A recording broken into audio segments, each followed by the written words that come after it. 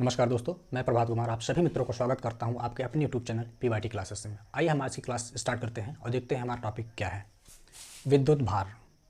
विद्युत भार क्या है, समझते हैं इस चीज़ को। जैसे आप लोगों ने कभी अपने घर में विद्युत प्रेस लगाया होगा या हीटर लगाया होगा, तो आप देखे होंगे कि वोल्टेज लो हो जाता है, अर्थात डाउन हो जाता है। विद्युत प्रेस को लगाने पे भी या फिर हीटर जैसी चीज़ों को लगाने पे वो कभी लोड बढ़ जाता है, अर्थात वोल्टेज डाउन हो जाता है। तो इसी को बोला जाएगा विद्युत भार, इलेक्ट्रिक लोड। आइए समझते हैं कि विद्युत भार क्या है। प्रतिरोध का मान यदि बढ़ेगा तो लोड घटेगा और विद्युत भार घटेगा। यदि प्रतिरोध घटेगा तो विद्युत धारा का मान बढ़ेगा, अर्थात लोड बढ़ेगा। समझते इस चीज़ को। कह रहा है कि यदि किसी सर्किट में अर्थात किसी परिपथ में यदि रेजिस्टेंस का मान बढ़ेगा तो उस सर्किट में बहने वाला जो वोल्टेज होगा अर्थात जो लोड होगा वो डाउन हो जाएगा, अर्थात कम हो जाएगा। और उसमें जो बहने वाली विद्युत धारा होगी उसका भी मान कम हो जाएगा। अर्थात किसी सर्किट में जब कोई रेजिस्टेंस लगाया था, अगर वो रेजिस्टेंस का मान बढ़ा दिया जाए तो उस सर्किट में बहने वाला जो लोड होगा, विद्युत धारा होगी, वो डाउन हो जाएगी, लो हो जाएगी। लेकिन उस सर्किट में जो रेजिस्टेंस लगा हुआ है यदि उसका मान घटा दिया जाए, उसका मान कम कर दिया जाए, तो उस सर्किट में बहने वाली जो धारा होगी वो उसका मान बढ़ जाएगा, अर्थात लोड भी बढ़ जाएगा। तो हमने क्या समझा कि किसी सर्किट में रेजिस्टेंस का मान बढ़ा देने पर उसमें बहने वाली धारा और उसका लोड कम हो जाएगा, जबकि उस रेजिस्टेंस का मान कम कर देने पर उसमें बहने वाली धारा और लोड उसका बढ़ जाएगा। वही चीज़ें हैं कि प्रतिरोध का मान बढ़ेगा, प्रतिरोध का मान बढ़ेगा तो लोड घटेगा और विद्युत धारा का मान भी घटेगा। लेकिन यदि प्रतिरोध का मान घटेगा तो विद्युत धारा का मान बढ़ेगा और लोड भी बढ़ जाएगा।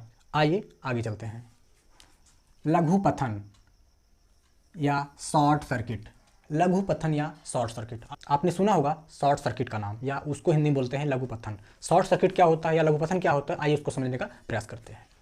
तो हमने पिछली क्लासेस में डिस्कस किया है कि यदि हमें कहीं जाना है और हमारे पास दो मार्ग हैं, यदि हमें कहीं जाना है और हमारे पास दो रास्ते हैं, एक ऐसा रास्ता जिस रास्ते पे चलेंगे तो इस रास्ते पे हमारा विरोध बहुत ज़्यादा है, लोगों का विरोध बहुत ज़्यादा होगा, लेकिन एक ऐसा रास्ता जिस पे हमारा विरोध बहुत कम होगा, तो हम किस रास्ते पे चलना पसंद करेंगे? जो हमारा विरोध कम करेगा। एक ऐसा मार्ग जिस पे हमारा विरोध कम होगा उस रास्ते पे हम चलना पसंद करेंगे अपेक्षाकृत अधिक विरोध वाले रास्ते से। तो उसी तरीके से विद्युत धारा का भी प्रभाव कम प्रतिरोध वाले रास्ते से होता है, अर्थात विद्युत धारा किस मार्ग से चलेगी? जो उच्च प्रतिरोध का रास्ता होगा उससे ना होकर के, बल्कि जो निम्न प्रतिरोध वाला रास्ता होगा उससे चलेगी। तो हमने क्या समझा कि विद्युत धारा का प्रवाह निम्न प्रतिरोध वाले मार्ग से होता है, अर्थात विद्युत धारा निम्न प्रतिरोध वाले मार्ग को चुनती है। तो यहाँ पर वही चीजें हैं कि विद्युत धारा हमेशा कम प्रतिरोध का मार्ग चुनता है, ना कि उच्च प्रतिरोध का। शॉर्ट सर्किट होने पर प्रतिरोध का मान लगभग शून्य हो जाता है। जब शॉर्ट सर्किट की स्थिति बनती है तो उसमें जो प्रतिरोध होता है उसका मान शून्य हो जाता है और वोल्टेज का मान भी शून्य हो जाता है, जबकि विद्युत धारा का मान बढ़कर अनंत हो जाता है। आइए समझते इस चीज़ को। कह रहा है कि जब शॉर्ट सर्किट की स्थिति बनती है तो शॉर्ट सर्किट की स्थिति में जो उसका रेजिस्टेंस होगा उसका मान लगभग शून्य हो जाता है और उसमें बहने वाली धारा और उसका वोल्टेज अधिक हो जाता है, उसमें बहने वाली धारा बढ़ करके अनंत हो जाता है। तो वही चीज़ें कह रहे हैं यहाँ पे, विद्युत धारा हमेशा कम प्रतिरोध का मार्ग चुनता है। शॉर्ट सर्किट होने पर प्रतिरोध का मान शून्य हो जाता है। जब शॉर्ट सर्किट की स्थिति होगी तो प्रतिरोध का मान शून्य हो जाएगा और वोल्टेज का मान भी शून्य हो जाता है, जबकि विद्युत धारा का मान अनंत हो जाता है। आइए इस चीज़ को एक डायग्राम के माध्यम से समझने का प्रयास करते हैं। हमने एक परिपथ ले लिया, अर्थात एक सर्किट ले लिया, और यहाँ पे समझने का प्रयास करते हैं कि ये लघुपथन का सर्किट अर्थात शॉर्ट सर्किट का सर्किट है, हमने बनाया है। इसमें करंट जो है विद्युत धारा किधर से किधर प्रवाहित होगी, तो एक तार होती है, इसको बोलते हैं प्रतिरोधी तार, प्रतिरोधी तार, और एक तार होती है प्लेन तार, इसको बोलते हैं प्लेन तार। ये दो तारे हैं, इस तार को हम प्रतिरोधी तार बोलते हैं जबकि इस तार को प्लेन तार बोलते हैं। और प्लेन तार का जो रेजिस्टेंस होता है वो लगभग शून्य होता है, अर्थात जीरो होता है। इसका प्रतिरोध अधिक होगा जबकि इसका प्लेन तार का प्रतिरोध शून्य होता है, लगभग शून्य होता है। ठीक है, तो हम ये देख रहे हैं, एक सर्किट देख रहे हैं, तो इस सर्किट में धारा देख रहे हैं इस साइड से बह रही है, धारा इस साइड से चल रही है, यहाँ आई। अब देख रहे हैं एक रेजिस्टेंस यहाँ लगा हुआ है, ये प्रतिरोधी तार है, यहाँ पे देख रहे हैं एक प्रतिरोध यहाँ पे लगा हुआ है, ये प्लेन तार है। तो धारा को चलने के लिए कौन सा रास्ता ईजी पड़ेगा? अधिक प्रतिरोध वाला या फिर कम प्रतिरोध वाला, क्योंकि यहाँ पे जो क्योंकि यहाँ पे जो रेजिस्टेंस का मान है वो शून्य है, क्योंकि प्रतिरोध प्लेन तार का जो रेजिस्टेंस होता है, प्रतिरोध होता है, वो 0 होता है। तो यहाँ पे देख रहे हैं प्रतिरोध का मान 0 है, जबकि यहाँ के प्रतिरोध का मान कुछ अधिक होगा, तो धारा किस साइड से जाना पसंद करेगी? ठीक है, तो यहाँ से आई और धारा इस साइड से निकल जाएगी, तो यहाँ पे धारा नहीं जाएगी, और इसी चीज को बोलते हैं शॉर्ट सर्किट। ठीक है, जब विद्युत धारा उच्च प्रतिरोध के मार्ग को छोड़ करके निम्न प्रतिरोध के मार्ग को चुनती है, ऐसी स्थिति में जो सर्किट बना है ये क्या कहलाएगा? शॉर्ट सर्किट है ये।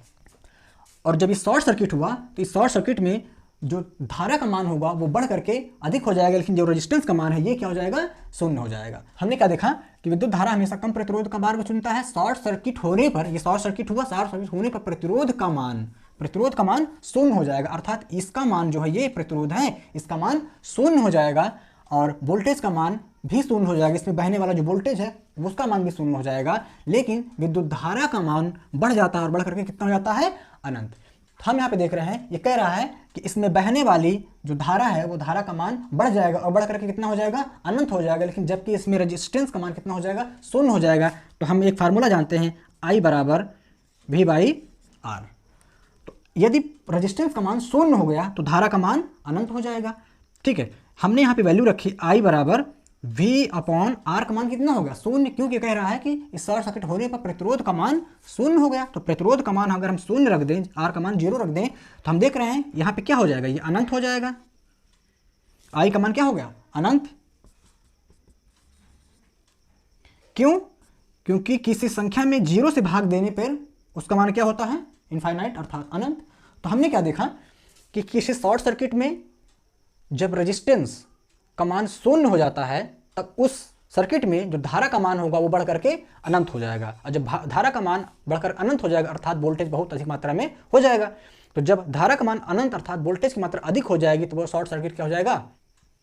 तो हमने क्या देखा कि यदि रेजिस्टेंस का मान शून्य हो जाएगा, प्रतिरोध का मान शून्य हो जाएगा तो धारा का मान अनंत हो गया। प्रतिरोध का मान शून्य हो गया तो धारा का मान अनंत होगा, अर्थात इसमें प्रतिरोध का मान शून्य हो जाएगा तो इसमें बहने वाली जो करंट होगी उसका मान अनंत हो जाएगा। और जब करंट का मान अनंत हो जाएगा, यानी बढ़ जाएगा वोल्टेज करंट, तो उस सर्किट में लगे हुए जो कंपोनेंट होंगे वो सारे जल जाएंगे। जैसे हमारे बल्ब होते हैं, फैन होते हैं, टीवी, पंखा, कूलर होते हैं, इसीलिए शॉर्ट सर्किट होने की स्थिति में वो चीज़ें जल जाती है। क्यों? क्योंकि वहाँ रेजिस्टेंस का मान शून्य हो जाता है और धारा का मान बढ़ करके अनंत तक पहुँच जाता है, इसीलिए हमारा परिपथ जल जाता है।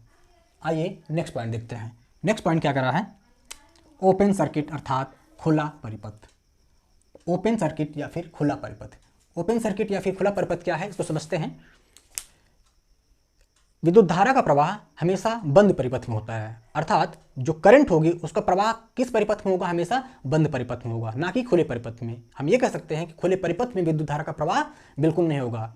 दूसरी तरीके से हम ये कह सकते हैं कि विद्युत धारा का प्रवाह जब बंद परिपथ में हो रहा है, अर्थात खुले परिपथ में विद्युत धारा का प्रवाह नहीं होता है, तो ये भी कहा जा सकता है कि विद्युत धारा खुले परिपथ में उसका मान शून्य होगा, अर्थात विद्युत धारा का मान खुले परिपथ में शून्य हो जाएगा। देखते हैं ये बिंदु क्या कह रहा है कि खुला परिपथ में विद्युत धारा का मान शून्य होता है। हमने कहा कि खुले परिपथ में विद्युत धारा का मान शून्य होता है। क्यों? क्योंकि खुला परिपथ में विद्युत धारा प्रवाहित नहीं होती है। विद्युत धारा को प्रवाहित होने के लिए एक बंद परिपथ चाहिए, इसीलिए खुले परिपथ में विद्युत धारा का प्रवाह न होने के कारण से उस परिपथ में विद्युत धारा का मान शून्य हो जाता है। जबकि खुले परिपथ में वोल्टेज का मान शून्य नहीं होता है। हमने क्या देखा कि एक खुला परिपथ है, खुले परिपथ में विद्युत धारा का प्रवाह नहीं होगा, इसलिए उसका मान शून्य हो जाएगा विद्युत धारा का, लेकिन उसमें बहने वाली जो वोल्टेज होगी उसका मान कभी शून्य नहीं होता है। खुला परिपथ में प्रतिरोध अनंत होता है। तो हमने यहाँ पे 3 बिंदु देखे। क्या देखें? पहला देखा कि खुले परिपथ में विद्युत धारा का मान शून्य होगा, अर्थात विद्युत धारा यानी I का मान शून्य होगा। जबकि खुले परिपथ में वोल्टेज का मान शून्य नहीं होगा, यानी वोल्टेज का मान शून्य नहीं होगा, ये शून्य नहीं होगा। और परिपथ में प्रतिरोध का मान अनंत होता है, जो प्रतिरोध होगा अर्थात R का मान होगा वो अनंत होगा। आइए इस चीज़ को देखते हैं। इसमें धारा का मान शून्य होगा और वोल्टेज का मान शून्य नहीं होगा, अर्थात हम ये कह सकते हैं इसका रेजिस्टेंस क्या होगा? अनंत हो जाएगा। यानी आप एक फार्मूला जानते हैं कि R बराबर होता है V/I। ठीक है, तो यदि इसमें धारा का मान शून्य कर दिया जाए, धारा का मान शून्य कर दिया जाए, धारा का मान हमने शून्य कर दिया और वोल्टेज कुछ ना कुछ है, वोल्टेज तो कुछ ना कुछ होगा, और धारा का मान हमने शून्य कर दिया। तो देख रहे हैं जब धारा का मान हमने शून्य कर दिया तो इसका रेजिस्टेंस क्या हो गया, बढ़कर अनंत हो जाएगा। ठीक है, और जब धारा का मान कम कर देंगे तो रेजिस्टेंस का मान बढ़ जाएगा, धारा का मान बढ़ा देंगे तो रेजिस्टेंस का मान घट जाएगा, क्योंकि ये व्युत्क्रमानुपाती है। इस चीज़ को हम पुरानी क्लासेस में देख चुके हैं। आइए इस चीज़ को एक डायग्राम के माध्यम से समझने का प्रयास करते हैं। हमने दिया एक ये ओपन सर्किट है, अर्थात ये खुला सर्किट है, खुला परिपथ है। हम देख रहे हैं यहाँ पे 12 वोल्ट की बैटरी लगी है, एक सोर्स लगा हुआ है, ये ओपन सर्किट है। तो हम देख रहे हैं इसमें जो धारा प्रवाहित हो रही है ये क्या होगी, शून्य होगी। धारा का मान इसमें क्या हो जाएगा, शून्य हो जाएगा, क्योंकि ये ओपन सर्किट है और ओपन सर्किट में विद्युत धारा का प्रवाह होता नहीं, इसलिए इसमें आई का मान क्या हो जाएगा, 0 हो जाएगा। तो हम देख रहे हैं कि इसमें आई का मान अर्थात धारा का मान शून्य होगा, क्योंकि इसमें विद्युत धारा प्रवाहित नहीं होगी, इसलिए आई का मान, धारा का मान शून्य हो गया। लेकिन इसमें जो सोर्स लगा हुआ है इसमें वोल्टेज तो है ना, ये 12 वोल्ट की मान लीजिए, 12 वोल्ट 6 वोल्ट जो भी बैटरी लगी हुई है इसमें वोल्टेज तो है ना। तो हम ये कह सकते हैं किसी परिपथ में धारा का मान, या फिर ऐसे धारा का मान शून्य होने पर भी वोल्टेज का मान कभी शून्य नहीं होता है, या फिर धारा का मान शून्य होते हुए भी वोल्टेज का मान नियत रहता है। लेकिन इसमें जो रेजिस्टेंस लगा है उसका मान क्या हो जाएगा, अनंत हो जाएगा। क्यों, क्योंकि R बराबर VI होता है, और जब हम धारा देख रहे हैं अगर 0 रख दिए, धारा का मान 0 है क्योंकि ये ओपन सर्किट है, और जब धारा का मान हमने यानी I का मान 0 रख दिया और वोल्टेज का मान कुछ ना कुछ इसमें है 12 वोल्ट, ठीक है, तो जब हम किसी संख्या को 0 से भाग देते हैं तो उसकी वैल्यू कितनी हो जाती है, अनंत हो जाती है। तो हमने देखा R बराबर क्या हो गया, अनंत हो गया। तो हमने सीखा कि किसी ओपन सर्किट में विद्युत धारा प्रवाहित नहीं होते, इसलिए उसमें विद्युत धारा का मान शून्य होगा, जबकि विद्युत धारा का मान शून्य होते हुए भी उसमें वोल्टेज का मान नियत रहता है। लेकिन इसमें जो रेजिस्टेंस लगा हुआ है इसका प्रतिरोध बढ़ करके अनंत हो जाता है। नेक्स्ट पॉइंट करा है कि 1 कूलाम बराबर होता है 6.25 × 10⁻18 कूलाम, यानी 1 कूलाम बराबर क्या होता है, तो 6.25 × 10⁻18 इलेक्ट्रॉन।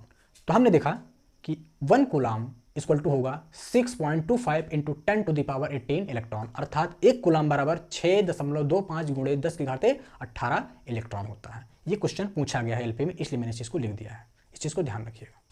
आइए चलते हैं आगे। नेक्स्ट पॉइंट करा है घरों में व्यय विद्युत ऊर्जा की माप। घरों में व्यय विद्युत ऊर्जा की माप, समझते हैं इन चीज़ों को क्या है कि घरों में व्यय विद्युत ऊर्जा की माप, जो हम लोग अपने घरों में बिजली की खपत करते हैं, इनका मापदंड या इनका मापतौल किस तरीके से करते हैं, तो हम किलोवाट घंटे में करते हैं। हम लोग अपने घरों में जो बिजली की खपत करते हैं इनकी मापतौल किस चीज़ से करते हैं, किलोवाट घंटा में, KWH किलोवाट घंटे में। ठीक है, आइए इन चीज़ों को देखने का। जब हमें अपने घरों में खपत हुई बिजली की मात्रा को निकालना होता है, उनकी यूनिट को निकालना होता है कि कितने यूनिट हमारे घरों में बिजली की खपत हुई, इसको निकालने का एक फार्मूला होता है। आइए सीखते हैं। जैसे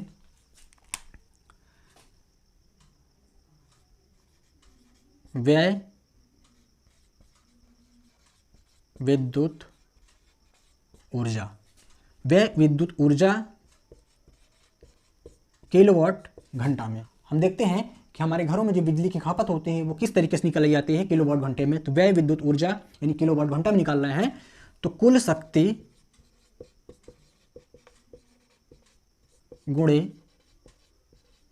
कुल समय बराबर बटे 1000 होता है। ठीक है, अब इस चीज़ को हम कुल शक्ति को हम P भी लिख सकते हैं, गुणे समय को T भी लिख सकते हैं, बटे 1000 लिख सकते हैं, और इसको हम PT/1000 कह सकते हैं।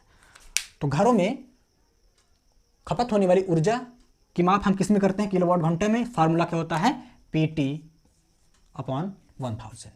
ठीक है, एक दूसरा भी फार्मूला होता है व्यय विद्युत ऊर्जा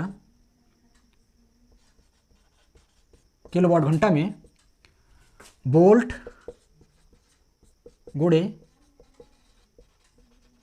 एम्पियर गुणे घंटा अपॉन 1000। इसको हम लिख सकते हैं वोल्ट एम्पियर यानी I और घंटा यानी T अपॉन 1000। तो हमने देखा कि बिजली की यूनिट को निकालने के लिए हम दो फार्मूले जानते हैं, PT/1000 और VIT/1000। VIT/1000, V क्या है, वोल्ट है, एम्पियर क्या है, I है, घंटा क्या है, समय। लेकिन इस चीज़ को यहाँ पे ध्यान रखना है कि यहाँ पे जो घंटा होता है, जो समय होता है, हमेशा घंटे के रूप में ही होता है, सेकेंड या मिनट के रूप में नहीं लिया जाता है। तो हमने सीखा कि हमारे घरों में जो बिजली की खपत होती है उनके यूनिट को निकालने के लिए दो फार्मूले होते हैं, एक ये होता है और एक ये होता है, अर्थात PT/1000 या VIT/1000। ठीक, आइए देखते हैं इस चीज़ को हम ये कैसे लिख सकते हैं, PT को हम VIT कैसे लिख सकते हैं।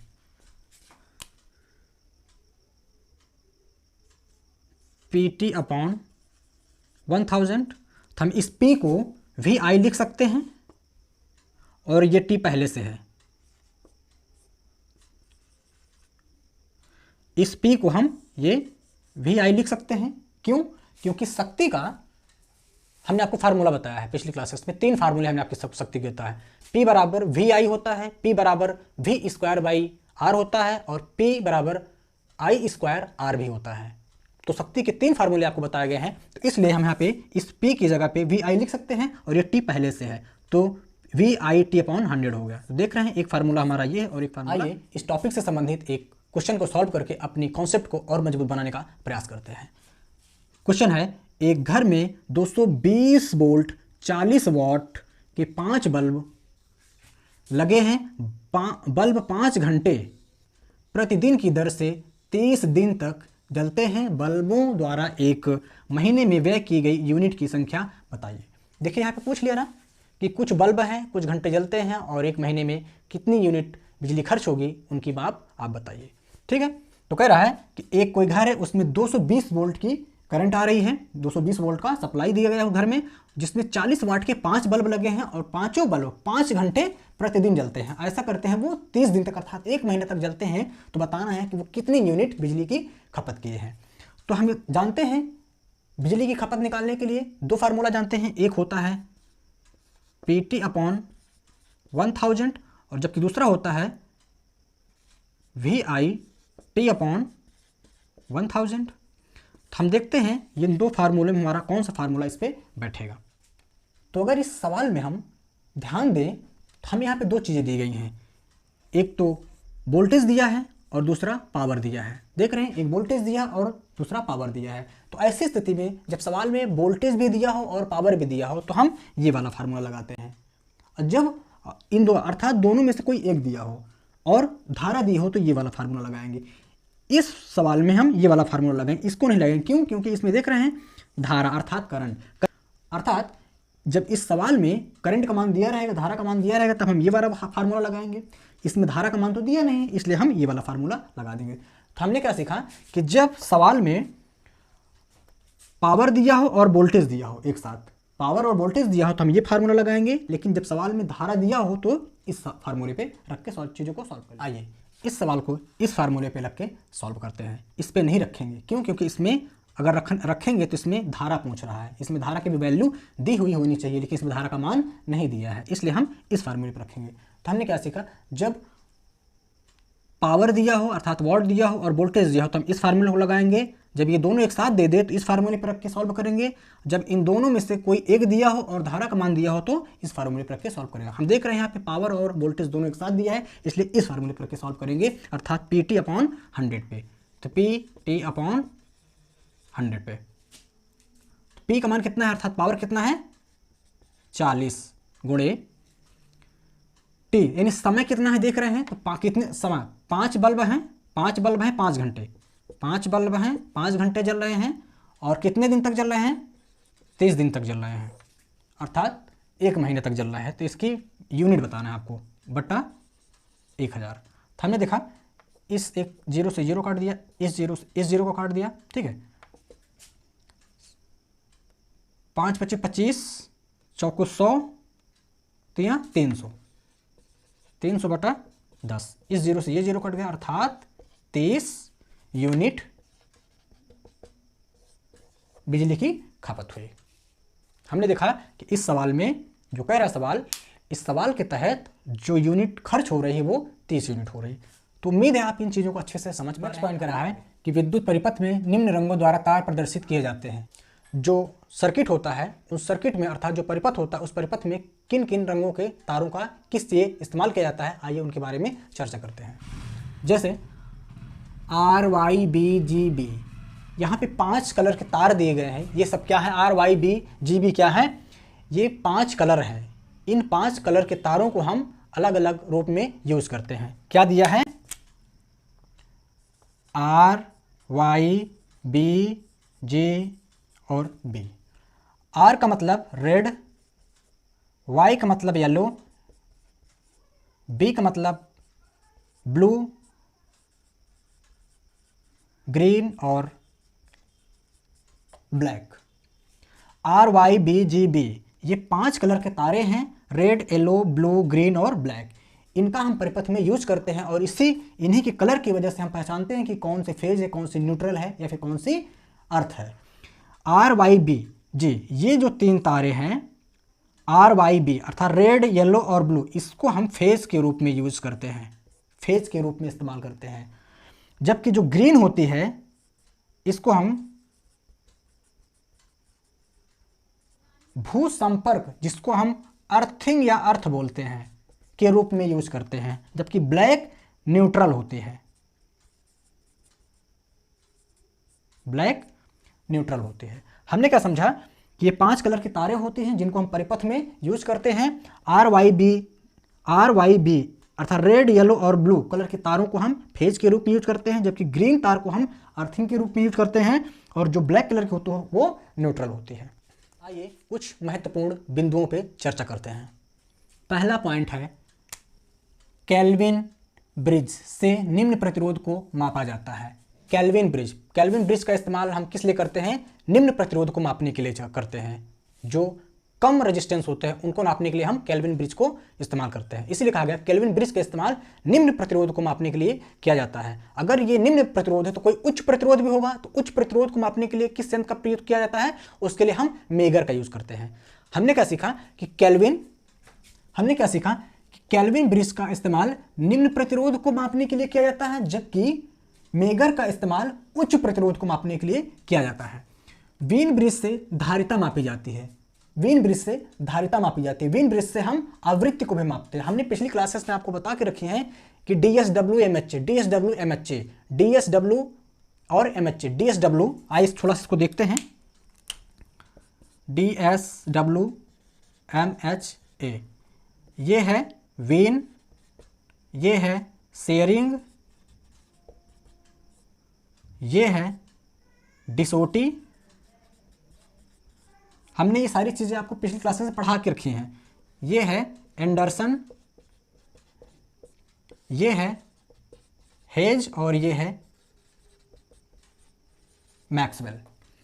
तो DSW MHA क्या है, D से डिसोटी, शेयरिंग और वीन। यहाँ पे M से मैक्सवेल, H से हेज और A से एंडरसन।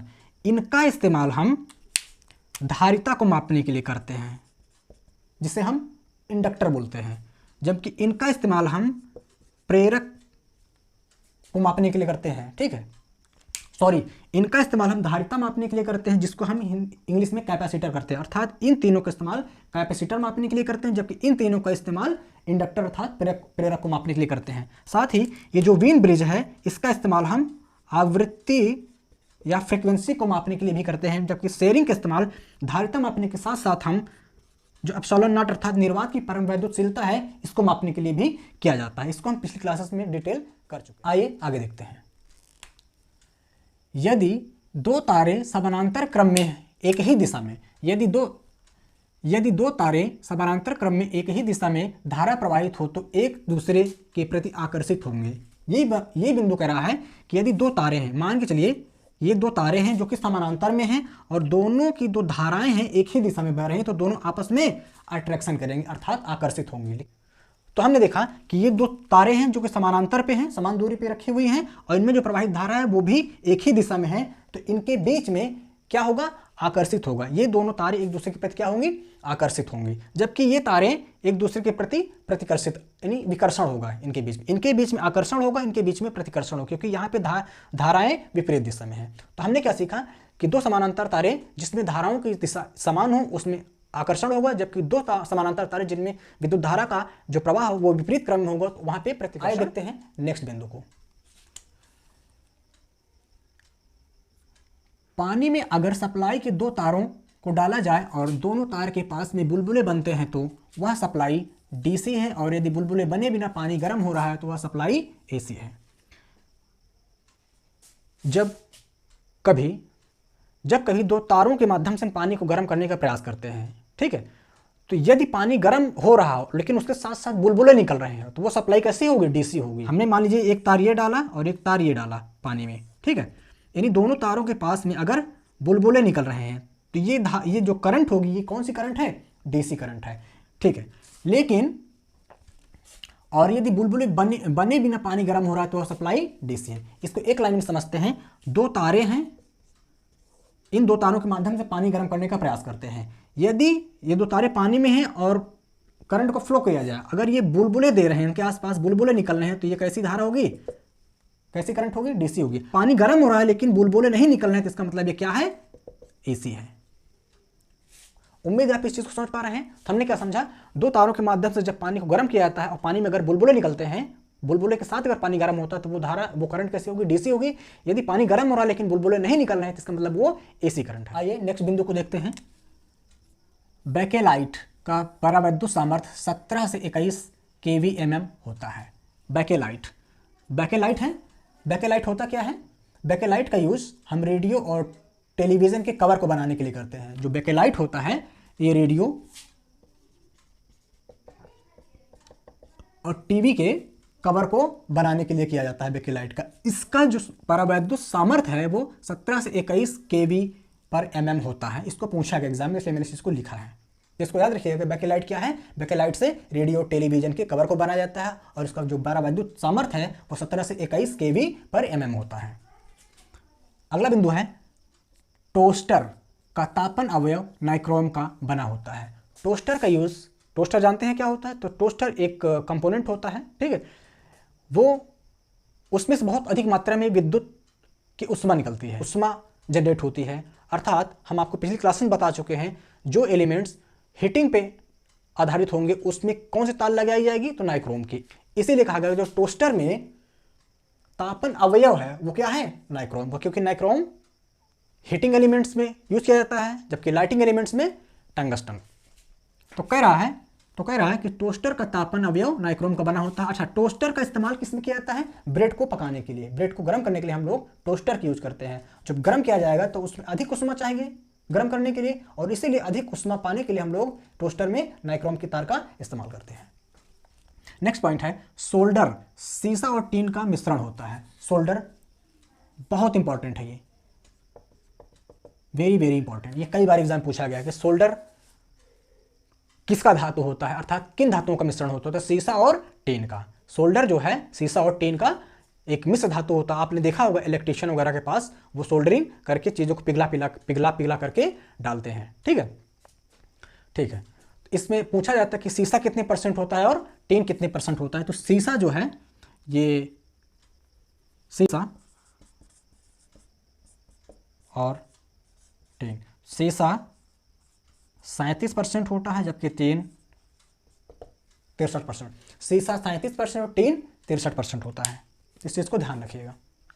आइए देखते हैं अगला बिंदु। ब्रेंजिंग में प्रयुक्त फीलर सामान्यतः कॉपर, बेस व चांदी की मिश्र धातु का बना होता है। बेसिकली हमें ब्रेंजिंग पढ़ना नहीं है, लेकिन यहाँ पे एक बार सवाल पूछा गया था कि ब्रेंजिंग में जो फीलर के रूप में यूज किया जाता है वो कौन सी धातु होती है? फीलर अर्थात वही जो पिघला की चीजें डाली जाती है, जिस सोल्डरिंग प्रक्रिया में होती है फीलिंग, वही चीजें यहाँ पे फीलर, ठीक है। फीलर मतलब पिघला कर डाली जाने वाली चीजें। तो ब्रेंजिंग में जो फिलर के रूप में यूज किया जाता है वो होता है कॉपर, बेस और चांदी का मिश्रण। जिस तरीके से सीसा और टीन से सोल्डर का निर्माण किया जाता है, उसी तरीके ब्रेंजिंग चीजें क्या होती हैं? उसी प्रकार से ब्रेंजिंग में पिघलाकर डाली जाने वाली चीजें किस चीज की बनी होती हैं? कॉपर और चांदी की। राडार का नाम तो सभी लोग जानते हैं कि राडार का पूरा नाम क्या है, ये भी कई बार एग्जाम पूछा गया है। तो राडार का पूरा नाम क्या है? Radio detection and ranging. Next point है संधारित्र, प्रतिरोध व प्रेरक विद्युत के निष्क्रिय घटक हैं, जबकि ट्रांजिस्टर तथा एम्पलीफायर सक्रिय घटक है। आइए समझते हैं इस चीज को कि संधारित्र, प्रतिरोध व प्रेरक विद्युत के निष्क्रिय घटक हैं जबकि ट्रांजिस्टर और एम्पलीफायर सक्रिय घटक है। संधारित्र, प्रतिरोध और प्रेरक ये निष्क्रिय घटक है। क्यों? क्योंकि ये क्या करते हैं? घटाने का काम करते हैं, घटाने का काम या फिर नियंत्रित करने का काम करते हैं। जबकि ट्रांजिस्टर और एम्पलीफायर बढ़ाने का काम करते हैं। अच्छा, क्या चीज़ घटाने और क्या चीज़ बढ़ाने का? जो संधारित्र होता है, प्रतिरोध होता है या प्रेरक होता है, संधारित्र यानी कैपेसिटर, रेजिस्टेंस और इंडक्टर, ये तीनों चीज़ें क्या करती हैं? विद्युत धारा को घटाने का काम करती है या फिर उनको नियंत्रित करने का काम करते हैं, अर्थात खपत करने का काम करते हैं। जबकि ट्रांजिस्टर और एम्पलीफायर क्या करता है? विद्युत धारा को ये बढ़ाने का काम करते हैं, ठीक है, अर्थात ये ऊर्जा को प्रदान करते हैं। कोई परिपथ है, जब कोई परिपथ होता है तो अगर उस परिपथ में संधारित्र, प्रतिरोध या प्रेरक जैसी चीजें लगी होती है तो क्या करती हैं? विद्युत धारा को या वोल्टेज को नियंत्रित या कंट्रोल करने का काम करते हैं, या उनको कंजप्ट करने का काम करती है, खपत करने का काम करती हैं। जबकि एम्पलीफायर और ट्रांजिस्टर क्या करते हैं? विद्युत धारा में वोल्टेज को या फिर धारा को क्या करते हैं? बढ़ाने का काम, एम्पलीफाई करने का काम करते हैं। इसलिए जो घटाने या नियंत्रित करने का काम करेगा उसको बोला जाएगा निष्क्रिय घटक, लेकिन जो बढ़ाने का काम करेगा उनको बोला जाएगा सक्रिय घटक। इसीलिए इनको निष्क्रिय घटक और इन दोनों को सक्रिय घटक बोला गया है। आइए देखते हैं अगला पॉइंट, वेरिएस्टर। वेरिएस्टर क्या है? वेरिएबल शब्द से निकल के आया है। वेरिएबल का मतलब आप समझ रहे हैं, बदलना। तो वेरिएस्टर शब्द वेरिएबल से निकल के आया है, अर्थात बदलना। यह प्रतिरोध का एक प्रकार है। जो वेरिएस्टर है एक प्रतिरोध है, एक प्रकार का प्रतिरोध होता है, ठीक है। इसे VDR भी कहा जाता है, इसे VDR भी कहा जाता है, अर्थात वेरिएस्टर को हम VDR के नाम से भी जानते हैं। और VDR क्या है? एक प्रकार का रेजिस्टेंस है, क्योंकि ये क्या है? एक प्रकार का प्रतिरोध है, ठीक है। तो एक VDR होता है, एक LDR होता है, ये दोनों क्या होते हैं? एक प्रकार के रेजिस्टेंस अर्थात प्रतिरोध होते हैं। VDR का काम क्या होता है? ये वोल्टेज पे काम करता है, जबकि LDR क्या करता है? वो लाइट पे काम करता है, अर्थात दोनों एक प्रकार के रेजिस्टेंस है। VDR और LDR क्या है? एक प्रकार के रेजिस्टेंस है। इसका फुल फॉर्म होता है VDR वोल्टेज डिपेंडेंट रजिस्टर, जबकि LDR का फुल फॉर्म होता है लाइट डिपेंडेंट रजिस्टर। तो लाइट डिपेंडेंट रजिस्टर क्या होता है? जैसे आप लोगों ने रोड के किनारे स्ट्रीट लाइट देखी होगी जलते हुए, ठीक है।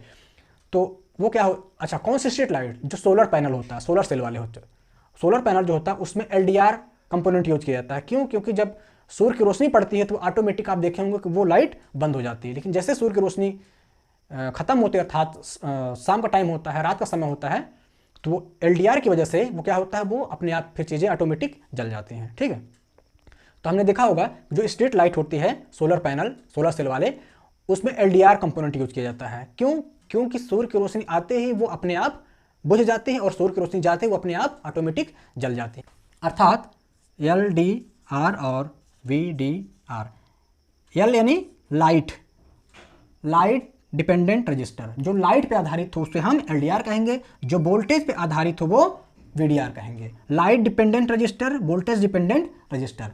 तो LDR क्या होता है? स्ट्रीट लाइट में यूज किया जाता है, और जो VDR होता है ये किसी सर्किट में वोल्टेज को कंट्रोल करने का काम करता है। क्यों? क्योंकि अगर कोई परिपथ है, कोई सर्किट है, उसमें अगर अधिक मात्रा में वोल्टेज को प्रवाहित कर दिया जाएगा तो उसमें लगे जा रहे सारे कंपोनेंट क्या हो जाएंगे? जल जाएंगे। तो वो जले ना, इस वजह से VDR वहां पे लगाया जाता है, क्योंकि क्या करता है? अधिक वोल्टेज स्थिति में क्या करता है? सर्किट को ब्रेक कर देता है और उसमें लगे कंपोनेंट को जलने से बचाने का काम करता है।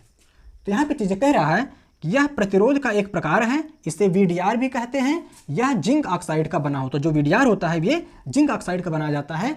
यह परिपथ में प्रयुक्त विद्युत उपकरण को विनाशकारी ऊर्जा से होने से बचाने में यह परिपथ में प्रयुक्त विद्युत उपकरण को विनाशकारी ऊर्जा से होने वाली क्षति से रोकता है। अर्थात किसी सर्किट में जब बहुत सारे कंपोनेंट लगे होंगे, जैसे आपके बल्ब लगे हैं, फैन लगे हैं, टीवी रखा है, पंखा कूलर लगा है सर्किट में, तो अगर उसमें वोल्टेज हाई मात्रा में प्रवाहित हो जाएगा तो वो जल जाएंगे। तो VDR क्या करता है? VDR इसलिए लगाया जाता है क्योंकि हाई वोल्टेज की स्थिति में क्या करता है? सर्किट को तोड़ देता है, परिपथ को तोड़ देता है, और इसलिए हमारे वो कंपोनेंट जलने से बच जाता है। अगले बिंदु को समझने का प्रयास करते हैं। पॉइंट कह रहा है, ऐसे ऊर्जा स्रोत जिनका परिमाण परिपथ के अन्य स्रोतों पर निर्भर करता है उसे नियंत्रित स्रोत कहते हैं। जैसे दो फैन है, एक फैन को चलाने पर वोल्टेज का प्रभाव दूसरे फैन पे पड़े, एक बल्ब को जलाने पर उसका प्रभाव दूसरे बल्ब पे पड़े, उसे क्या कहा जाएगा? नियंत्रित स्रोत। जैसे आप अपने घरों में एक बल्ब जलाते होंगे तो उसका प्रभाव दूसरे पे पड़ता होगा, या हीटर जलाने पे किसी दूसरे कंपोनेंट पे प्रभाव पड़ता होगा, फैन चलाने पे किसी दूसरे कंपोनेंट पे प्रभाव पड़ता होगा, उसका वोल्टेज में उतार चढ़ाव होता होगा। किसी एक कंपोनेंट को स्टार्ट करने पे दूसरे कंपोनेंट पे जो प्रभाव पड़ता है इसी चीज़ को बोला जाएगा नियंत्रित स्रोत। जैसे एक पंखा चलाने पे एक बल्ब पे उसका प्रभाव पड़े, एक बल्ब को जलाने पे किसी दूसरे कंपोनेंट पे उसका प्रभाव पड़े, तो इसको बोला जाएगा नियंत्रित स्रोत। आइए इस चीज़ को कुछ डायग्राम के माध्यम से समझने का प्रयास करते हैं।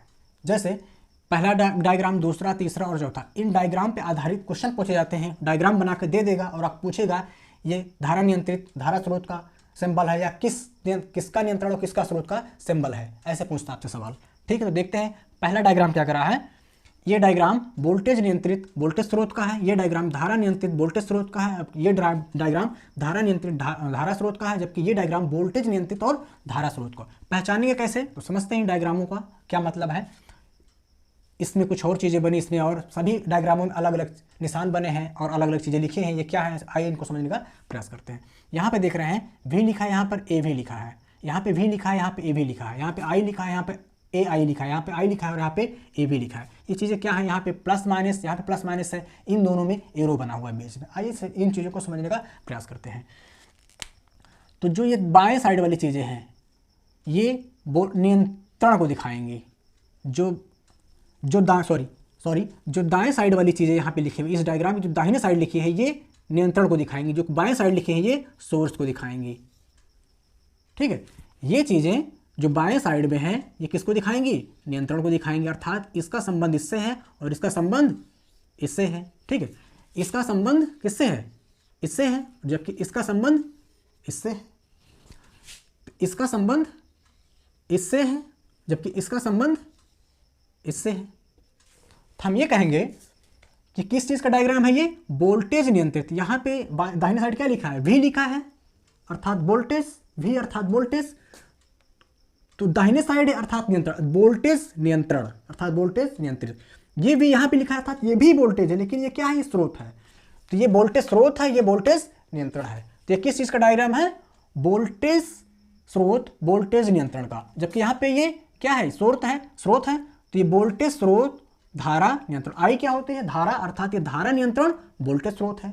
तो दो डायग्राम आप समझ चुके हैं, ये वोल्टेज नियंत्रित वोल्टेज स्रोत है, ये धारा नियंत्रित दाहिने साइड आई है तो धारा नियंत्रित वोल्टेज स्रोत है। जो दाहिने साइड होगा वो नियंत्रित को दिखाएगा, जो बाएं साइड होगा वो स्रोत को दिखाएगा। ठीक है, यहाँ पे देख रहे हैं आई दाहिने साइड है, तो आई दाहिने साइड नियंत्रण करेगा, आई किस नियंत्रित करेगा, यानी धारा नियंत्रित यहाँ पे आई बाएं साइड में है तो यहाँ पे क्या है, ये स्रोत है, तो धारा स्रोत हो जाएगा, धारा नियंत्रित और धारा स्रोत। वोल्टेज दाहिने साइड है तो वोल्टेज नियंत्रित के स्थान पे तो वोल्टेज नियंत्रित और धारा स्रोत हो जाएगा, स्रोत के स्थान पे आई है तो धारा स्रोत हो जाएगा, वोल्टेज नियंत्रित धारा स्रोत। देख रहे हैं, वोल्टेज नियंत्रित धारा स्रोत, धारा नियंत्रित धारा स्रोत, धारा नियंत्रित वोल्टेज स्रोत, वोल्टेज नियंत्रित वोल्टेज स्रोत। ठीक है, दूसरी चीज यहां पे देख रहे हैं इन दोनों डायग्राम में प्लस माइनस का सिंबल दिया है। हम अगर